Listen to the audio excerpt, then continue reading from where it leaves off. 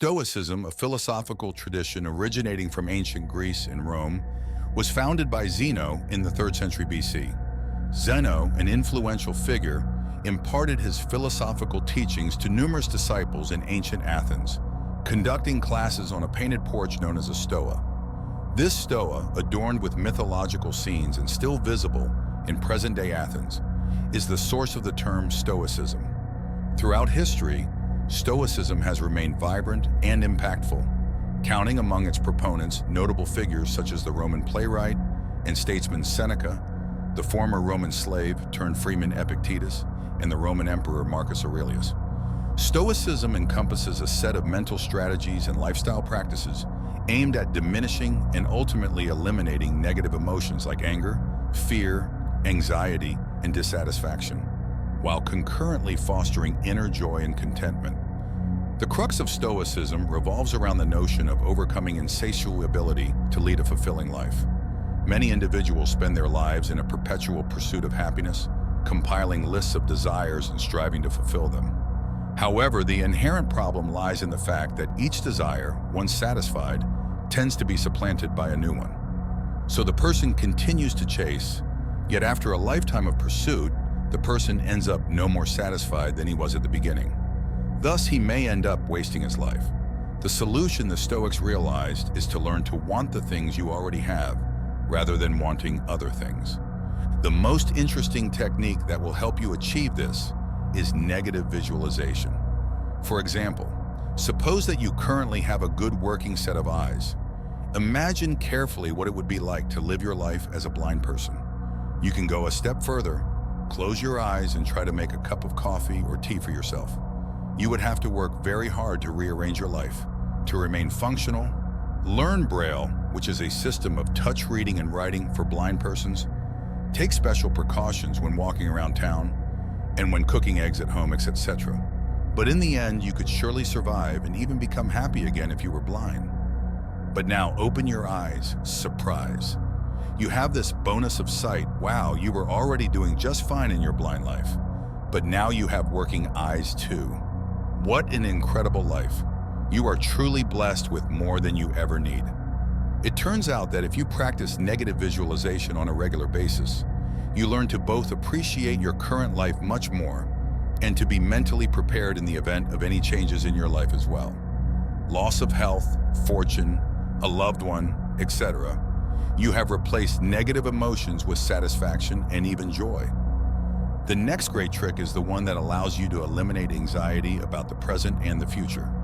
That can be done by separating your worries into things that you can control and things you cannot control. Some people worry endlessly about politics and world events so much that it affects their ability to lead a happy life, even when in reality, world politics barely even affect their lives. Here in the cushioned and prosperous, rich world, the Stoic solution to this is to realize that politics and the actions of other countries are completely outside of your circle of influence, so you can breathe easily and completely drop or worry about them. Now, I'm not saying you shouldn't be mindful of events around you or in the world, but there is a smaller subset of these events that you can influence, who you vote for, and possibly where you donate your money or time. To eliminate the rest of your worry, make the votes and take the local actions, and then you can be 100% worry-free as you've done your part. Similarly, instead of worrying about your health as many people do, you simply work to the best of your ability to optimize the body you've been given. Give your body the required fuel and the correct physical needs, and the matter is completely closed. You can confidently move on as you are doing the best you can in your ability. As an additional benefit, we have come to understand that it is the act of worrying itself that contributes significantly to many mental and physical issues faced by modern individuals. Therefore, by eliminating worry and taking proactive steps, you are granting yourself a dual advantage, transitioning from the psychological realm to the physical. Stoics actually enjoy experimenting with voluntary discomfort. As a contemporary Stoic, you might make a point of seeing how long you can leave the air conditioning off on a summer day, or try hiking in bare feet instead of shoes occasionally, to feel the land and force your feet to adapt to tougher conditions. It sounds absurd by modern standards until you realize that by doing this, you're actually broadening your comfort zone even while you eliminate your fear of discomfort. Thanks to this practice, you are now able to enjoy yourself in a much broader range of temperature and appreciate the comfort of shoes when you do have them. Meanwhile, a person with an extreme opposite philosophy might become irritated if he ever has to travel in less than a first-class airplane, or stay in less than a 5-star hotel, or drink some $500 per bottle wine. By experimenting with voluntary discomfort, we learn to appreciate far more of our life and can be content with the much simpler and more wholesome one. What does Stoicism mean? The more pleasures the man captures, the more masters he will serve. Nature is a broad concept for the Stoics. It encompasses the natural world and its forces, patterns of interplay in human society, and the inner psyche of the individual. In short, their concept of nature is the whole cosmos, outer and inner. But there is much more to the philosophy than sitting around trying to be happy with what you've got. Stoics believe that the main purpose of our productive energy is to fulfill all of our life's obligations to our best ability and to help our fellow humans. So Stoic is actually a hardworking person who enjoys the feeling of hard work, even extremely hard work, as it just falls into the voluntarily discomfort category. Rewarding social interactions are a specialty of the Stoic. They believe that humans are social animals at the core, and thus we must exercise this part of our personality to maintain a balanced happiness. But at the same time, it is not rational to have any interest in fame or social status, since these are fleeting indulgences rather than sources of true happiness. When we encounter insults from other people, we must deal with them with reason rather than anger. Either the insult is true, in which case we should be grateful for the insulter for pointing out this area in which we could improve, or it is false, in which case we should pity the insulter for his lack of accurate perception. Either way, an insult is nothing to get upset about. The core of all these tricks and techniques is to let reason triumph over your reflexive emotions.